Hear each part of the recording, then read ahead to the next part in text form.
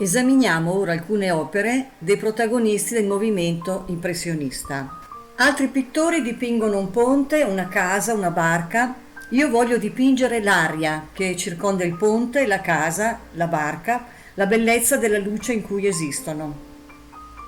Questa è una delle più interessanti e chiare definizioni dell'impressionismo, che emerge dalle parole di Claude Monet rilasciate durante un'intervista fatta negli ultimi anni del XIX secolo. Gli impressionisti, infatti, proponevano un'arte rivoluzionaria in cui cercavano di cogliere sulle loro tele i cambiamenti cromatici e gli effetti della luce sull'ambiente, lavorando quasi sempre en plein air. Monet è universalmente considerato uno dei padri del movimento.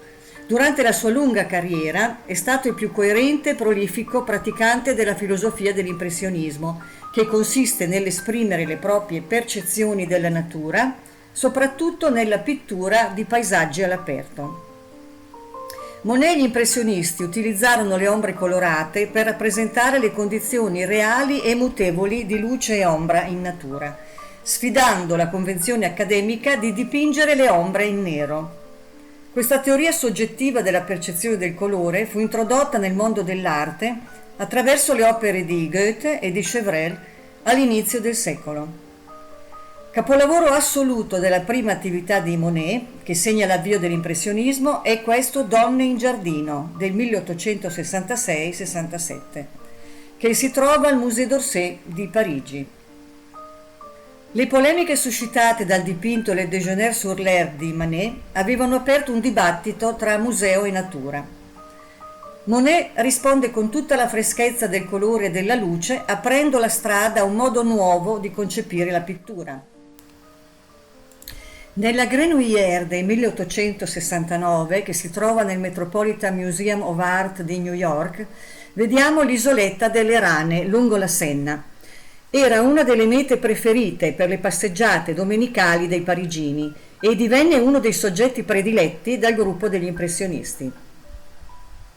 Tra le bianche vele al sole, le acque blu sotto le frasche, le ombre colorate, i riflessi, i frusci delle gonne e le galanterie sussurrate, Monet lascia trascorrere le domeniche d'estate di un'età che ci appare spensierata e felice. Anche Renoir prova a rappresentare lo stesso soggetto, la Grenouillère.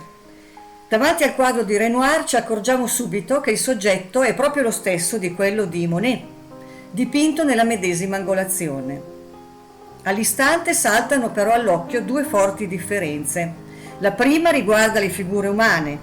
Monet le aveva lasciate sullo sfondo, Renoir invece fa una sorta di zoom e le riporta più vicino a noi.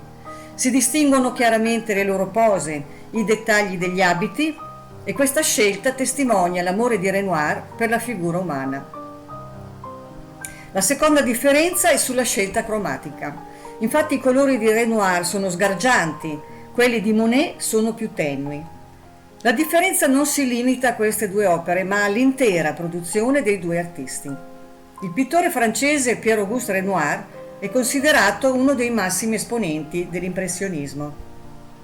Le sue opere sono uno specchio della vita bohemienne di fine Ottocento, pervasa da gioia di vivere, povertà e amore per l'arte. Nel periodo impressionista numerosi sono anche i ritratti. Uno dei temi preferiti di Renoir è quello delle donne che leggono, suonano il pianoforte, cuciono o ricamano. Egli le ritrae in quadri di piccolo formato, con luci soffuse, inquadrature piuttosto convenzionali, ma ugualmente affascinanti per le delicate atmosfere che sa creare con i colori. Il capolavoro assoluto di Renoir, nonché il suo quadro più celebre, è Bal au Moulin de la Galette, opera che divenne giustamente il simbolo non solo dell'arte di Renoir, ma anche dell'atmosfera parigina del tempo. Il dipinto ritrae infatti in maniera molto esplicita e chiara la bella vita della gioventù parigina, che si riuniva appunto in questo bar, sopra a Montmartre. E Renoir riuscì a cogliere magicamente lo spirito del tempo, legandolo alla ricerca impressionista sulla luce. L'opera infatti si sviluppa su diversi livelli, presentando in primo piano la gioia composta di alcuni conviviali, mentre sullo sfondo si svolge una vorticosa danza, di cui l'artista riesce a trasmettere perfettamente il dinamismo. L'aspetto però che forse più risalta agli occhi sono i giochi di luce e di ombra che Renoir, ormai abilissimo, riesce a disporre sulla tela. È proprio questo effetto a conferire tutta l'opera un aspetto fresco e allo stesso tempo malinconico, ricordandoci la fugacità non solo delle luci ma anche della giovinezza e della gioia di vivere. La colazione dei canottieri è successivo di appena 5 anni rispetto al Bal au Moulin de la Galette.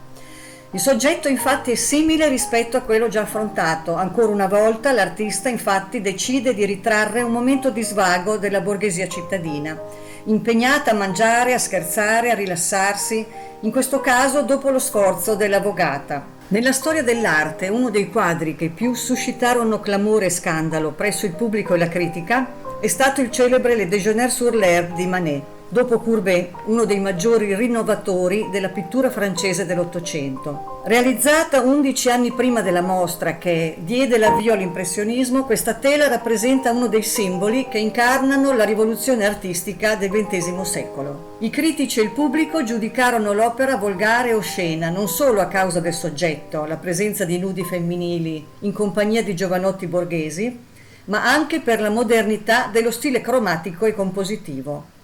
Manet nel dipinto Olympia propose una nuova interpretazione del nudo femminile, un genere appartenente alla tradizione della pittura occidentale. L'artista infatti ricorse a una rappresentazione diretta e priva di compromessi con la morale borghese dell'epoca. La prostituta è quindi rappresentata in modo prosaico, senza veli, anche fisicamente e con un linguaggio crudo. Al posto del nudo idealizzato, Manet propose un'immagine fredda e realista di una giovane cortigiana. La sua figura infine non è rivisitata con filtri mitologici, allegorici o simbolici, ma rappresenta solo una prostituta nuda. Anzi, la posa, che la tradizione classica assegna a Venere, viene qui destinata alla rappresentazione del meretricio. Olympia infatti era un soprannome molto comune riservato alle cortigiane dell'Ottocento. Il gatto nero poi era un simbolo erotico legato alla sessualità femminile. Inoltre la serva, che porge un mazzo di fiori, espone l'offerta di un cliente. Manet fece riferimenti diretti a opere del passato, quali la Venere di Urbino di Tiziano, la Maia desnuda di Goya e la Venere allo specchio di Velázquez. La Venere dipinta da Tiziano, dallo sguardo ammagliante, simbolo di femminilità e fedeltà domestica, diventa nell'opera di Manet una prostituta che guarda sfrontatamente verso l'osservatore.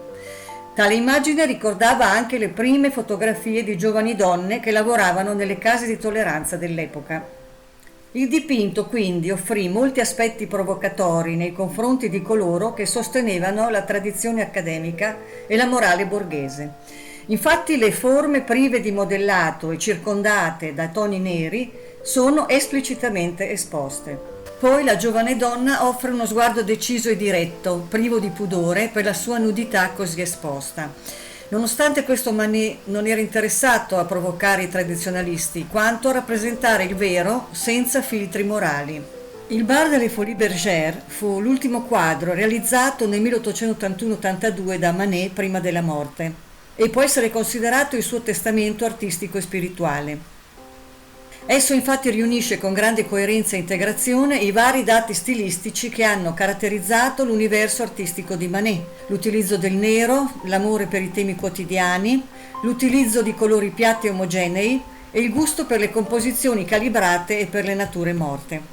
Manet, pur tra immani sofferenze fisiche, portò il dipinto a termine nel 1882 e lo espose al Salon dello stesso anno, dove conobbe un'accoglienza piuttosto tiepida. L'artista fu ancora una volta deluso da come il pubblico, ottusamente conservatore, avesse interpretato il Bar delle Folies Bergère in maniera erronea. L'attività artistica di Manet, tuttavia, volgeva ormai a una fine e l'artista morì l'anno successivo. Questo dipinto è una tranche de vie molto moderna, nella quale Manet si mostra perfettamente abile di strappare alla vita moderna il suo lato epico, come si auspicava il suo amico Baudelaire, il quale asseriva tra l'altro che un vero pittore ci farà vedere e sentire quanto siamo grandi e poetici nelle nostre cravatte e nelle nostre scarpe lucide. A essere raffigurato infatti è il momento qualunque di un luogo qualunque, contemporaneo al pittore, non certo uno di quegli episodi storici o mitologici tanto popolari nei salon dell'epoca. La vera protagonista del quadro è l'inserviente che si erge al di là del bancone. Sappiamo che il suo nome è Suzanne e che prestava servizio alle Folies Bergère intorno al 1880, proprio quando Manet eseguì l'opera. Lo specchio dilata lo spazio mostrando all'osservatore ciò che è davanti alla zona frontale del dipinto, creando un raffinato gioco tra parvenza e realtà.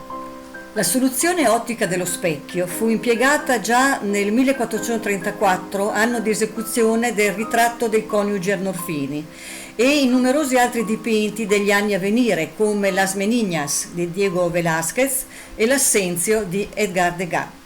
Due opere che Manet conosceva e che probabilmente gli servirono da spunto per il bar delle Folies Bergère. Camille Pissarro nacque a St. Thomas, nelle Antille danesi, e si trasferì a 12 anni in Francia. Amante della pittura en plein air, i suoi soggetti preferiti sono i dintorni di Parigi, come del resto fu per quasi tutti gli impressionisti. Le sue tele sono composizioni molto ben strutturate, i colori sono vivaci e spesso l'artista usa anche la spatola per dare corposità e spessore e volume ai soggetti. Dipinge i suoi paesaggi campestri con molta dolcezza, raffigurando campi primaverili e invernali e una moltitudine di soggetti rustici. E con l'esperienza londinese passerà ai ritratti urbani, sottolineando la poesia agitata delle città come Parigi e Londra. Figlio di un banchiere di nobili origini, Edgar Degas è spesso descritto come il più parigino fra gli impressionisti. In realtà il suo contatto con il gruppo è marginale, cioè Degas sceglie una direzione indipendente con uno scarso interesse verso la natura. Invece una grande attenzione verso le espressioni, i gesti, le emozioni delle figure umane, soprattutto femminili. Questa scelta è molto influenzata dall'amore verso la pittura italiana del Rinascimento, conosciuta attraverso il Louvre e un lungo soggiorno in Toscana. La ballerina nello studio del fotografo, 1875. Questo splendido dipinto, magistralmente armonizzato su una gamma di grigi e di azzurri, associa due spunti di grande interesse per Degas, il gesto snodato della ballerina e l'amore per la fotografia. Degas, raffinatissimo disegnatore, non prova lo stesso interesse degli impressionisti per il colore e per la luce. È invece affascinato dal punto d'incontro tra movimento ed equilibrio di una ballerina sulle punte. Il recente sviluppo della fotografia gli suggerisce tagli nuovi e imprevedibili, e memorabile è la veduta dei tetti di Parigi che si scorge dalle finestre. Di famiglia inglese, Sisley nasce a Parigi a causa dell'attività commerciale del padre.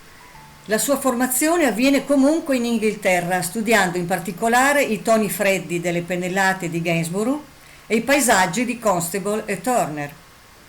Tornato in Francia nel 1862, compie un'intelligente fusione tra la cultura figurativa acquisita a Londra e la tradizione francese di Corot e della scuola di Barbizon. L'amicizia con Monet, Renoir e Pissarro lo spinge a cercare nuove sensazioni di colore e insieme a loro dipingere all'aria aperta. Nel dipinto molto noto intitolato La neve a Louvciennes, il maestro esprime il suo carattere solitario.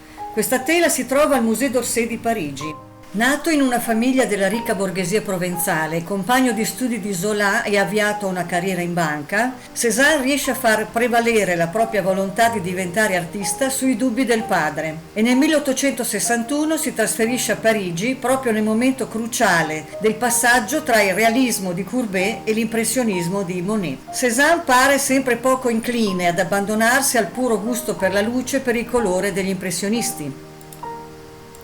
Cézanne infatti fu brevemente coinvolto nel movimento impressionista, prima di perseguire il suo stile pittorico unico, ma mantenne alcune tecniche centrali del movimento impressionista come la pennellata spezzata e la pennellata costruttiva, evidenti nei suoi dipinti.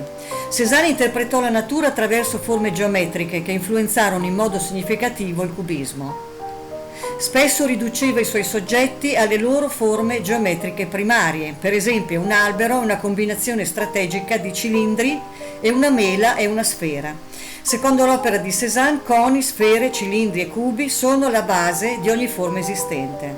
Questa convinzione è stata essenziale per l'origine del cubismo e la sua successiva crescita attraverso il lavoro di Picasso e Braque.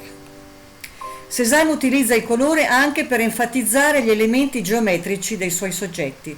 Gli oggetti e i frutti della natura morta, intitolata Il canestro di mele, diventano forme geometriche semplici. In tal modo, semplificando la realtà, Cézanne creò un suo repertorio di segni iconici da poter utilizzare per condurre la sua ricerca artistica. Infatti l'artista, semplificando le forme della natura, azzerò anche lo spazio tridimensionale. Natura morta con mele e arance. Questo quadro viene da molti considerato come dipinto emblematico del cubismo, in quanto ne anticipa alcuni aspetti, come l'utilizzo di figure geometriche per rappresentare i frutti. Cézanne sperimenta le regole della prospettiva e dipinge i suoi oggetti con superfici appiattite, mostrando contemporaneamente il soggetto da più angolazioni. Ogni oggetto sembra alludere a una posizione e a un punto di vista unici. Cézanne ottenne un aspetto quasi sfocato nei suoi dipinti, enfatizzando gli angoli di ogni singolo oggetto, piuttosto che mantenere un'unica prospettiva dell'intera scena. La tecnica di Cézanne si traduce in un aspetto moderatamente distorto e astratto che in seguito diventerà centrale nel cubismo. Cézanne lavorò a Gardin, un villaggio collinare vicino alla sua città natale, Aix-en-Provence, dall'estate del 1885 alla primavera del 1886. Dipinse il quadro a olio Gardin. Nella Gardin di Cézanne sono evidenti le due principali influenze del cubismo, le forme geometriche e il gioco della prospettiva tradizionale. Le testimonianze di forme geometriche sono presenti soprattutto nelle strutture, come il campanile della chiesa e il raggruppamento di abitazioni dai tetti rossi. Il quadro di Cézanne Mont Saint-Victoire è un'altra delle sue opere successive, il cui stile si riflette nelle prime opere cubiste. Cézanne utilizza piani di colore modulati che si allontanano per incidere sulla prospettiva e sulla rotondità generale delle forme. Ancora una volta il trattamento prospettico di Cézanne lascia l'intero dipinto in uno stato di semi-astrazione. Nelle grandi bagnanti, Cézanne dipinge un gruppo di donne nude che si rilassano vicino a un lago. Il monumentale dipinto a olio di Cézanne è reso nel suo caratteristico stile post-impressionista, con forme geometriche e colori modulati per esaltare gli elementi di rotondità che percepiva in natura. Berthe Morisot nasce in una famiglia borghese nel 1841. In quegli anni le accademie erano ancora precluse alle donne e quindi i genitori di Morisot realizzano per le figlie un atelier casalingo dove far loro prendere lezioni di pittura. Nel 1868 Berthe Morisot conosce Manet, con il quale instaura una profonda amicizia. I due artisti si influenzano a vicenda nello stile e Manet la sceglie anche come musa per alcuni dei suoi quadri, come Il balcone, Berthe Morisot con il ventaglio e Berthe Morisot con un mazzo di violette. L'opera più famosa della pittrice è sicuramente La culla, in cui ritrae sua sorella Edma china sulla culla della figlia che si intravede attraverso il velo. I suoi lavori hanno spesso come protagonisti donne e bambini, in particolare sua figlia Julie, insieme a paesaggi e ritratti come il quadro Giovane donna in tenuta da ballo. Morisot, nonostante Manet le suggerisca di utilizzare prevalentemente il nero, utilizza sempre colori chiari e pennellate veloci e leggere, tutti elementi caratteristici dell'impressionismo.